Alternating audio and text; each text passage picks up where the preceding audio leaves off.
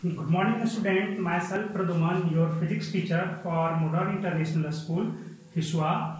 Today, I am going to discuss another topic of electricity, which is heating effect of electric current. What is heating effect of electric current, and why it is possible? Why it happens? ऐसा क्यों होता है? In previous classes, just I have discussed some method to solve the numerical related resistance, combination of resistance either series or in parallel. So today I have discussed about heating effect of current. When current flowing through a conductor, just like electric lamp, electric bulb, or any etc., any electrical appliances, then heat, they becomes hot. They becomes hot sometime later.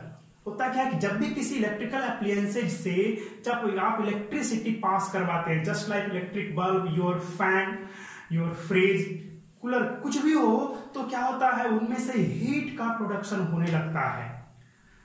This effect is known as the heating effect of current. यही effect क्या होता है? Heating effect of current कहलाता है. अब सवाल ये होगा कि व्हाई दे बिकम्स हॉट, आखिर वो क्यों हीट होते हैं, कारण क्या है? Just like we rub our hand,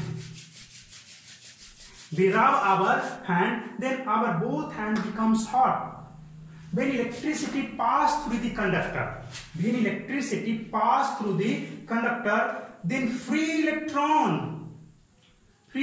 move from one place to another place inside the conductor. In that case, these free electrons produces a phenomena of friction on the surface of metallic conductor. क्या होता है कि जब भी आपका कोई conductor है तो इसमें से इलेक्ट्रिसिटी को जब आप पास कराते हैं इस तरह से, तो इलेक्ट्रॉन जब आपका पास करेगा तब क्या होगा? वैसे केस में जो है ये अपने सरफेस पर से रगड़ खाते हुए जाते हैं, फ्रिक्शन करते हुए जाते हैं, और इस वजह से यही फ्रिक्शन जो है आपको इस कंडक्टर में, इस डिवाइस में आपको हीट का प्रोडक्शन करता है.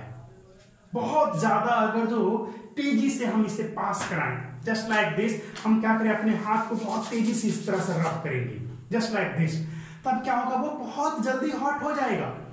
तो इस तरह से आप समझ सकते हैं कि अगर बहुत ज्यादा अमाउंट में इलेक्ट्रिसिटी पास करे, if we pass the electricity in this wire in too large amount, बहुत ज्यादा अमाउंट में करंट पास कराएंगे, तब क्या होगा?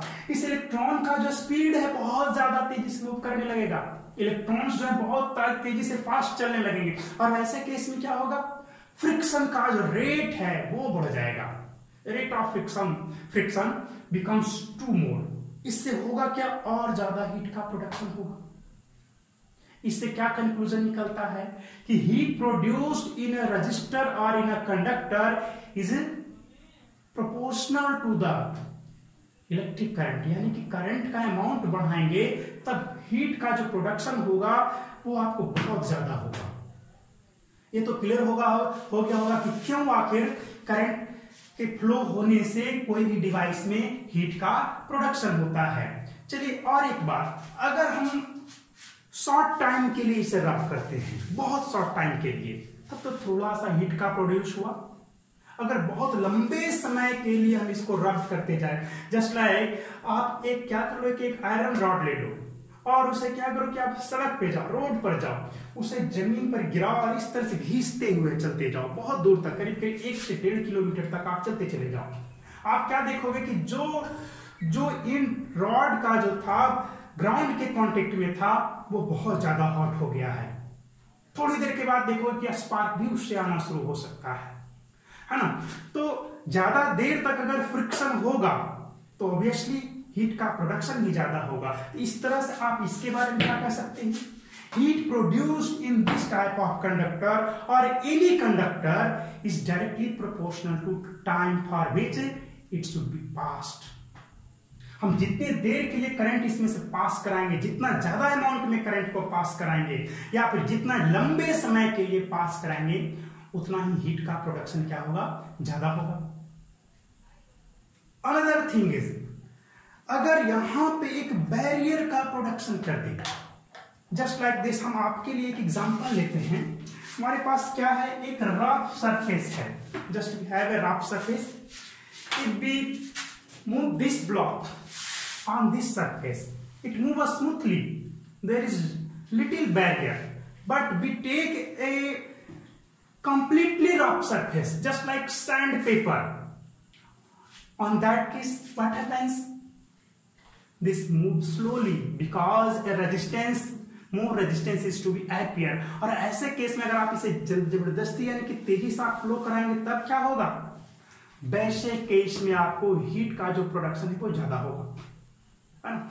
इस तरह से जब भी आप रफ सरफेस पे जब बैरियर ज्यादा होगा, that means resistance is more, then production of heat is too more. If barrier is less, that means friction less surface not producing a heat.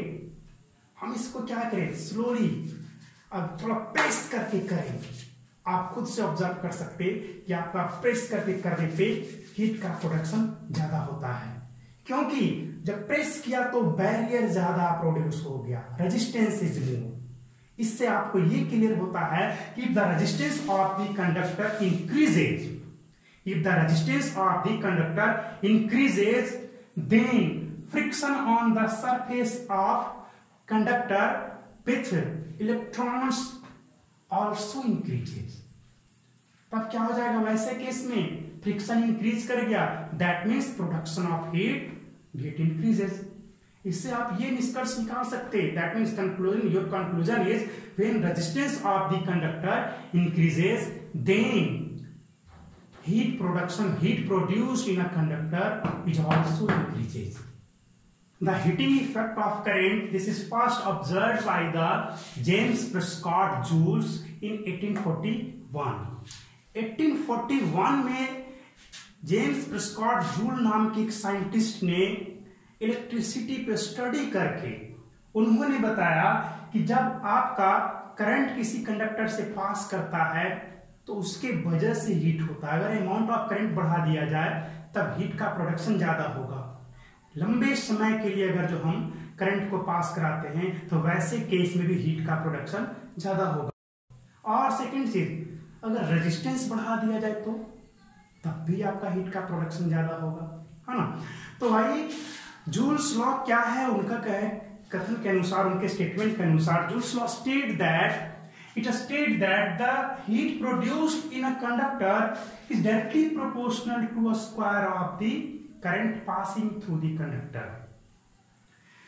This is stated that the heat produced in a conductor is directly proportional to the square of the current passing through the conductor, and also this is directly proportional to time for which it should be passed। And last thing is, third one is, this is the directly proportional to the resistance of the conductor। मैंने अभी बताया कि एक rough surface पे और एक smooth surface पे आप सेम मटेरियल को आप रब करो, रफ सरफेस पे फ्रिक्शन ज्यादा होगा, दैट मीन्स हीट का प्रोडक्शन ज्यादा।